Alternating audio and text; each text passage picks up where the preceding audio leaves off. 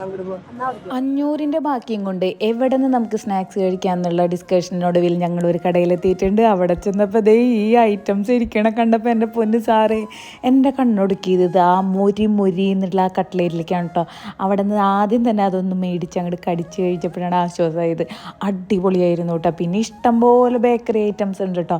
പിന്നെ ഞങ്ങൾ നേരെ മോളിൽ പോയിട്ടുണ്ട്. അവിടെ ചെന്ന് നമുക്കിനി ജ്യൂസോ ഷെയ്ക്കോ ഫലൂഡയോ എന്ത് വേണമെങ്കിലും കഴിക്കാമല്ലോ. അങ്ങനെ ഡിസ്കഷനൊടുവിൽ ഞങ്ങൾ 3 പേരും ഫലൂഡയാണ് കേട്ടോ ഓർഡർ ചെയ്തത്.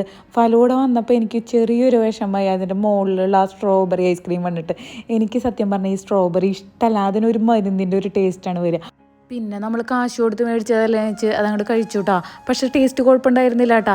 അപ്പോൾ ഫലൂഡയൊക്കെ മേടിക്കുമ്പോൾ ഈ സ്ട്രോബെറി ഇഷ്ടമില്ലാത്തവർ നേരത്തെ പറഞ്ഞാൽ അവർ വേറെ ഐസ്ക്രീം ഇട്ട് തരും കേട്ടോ.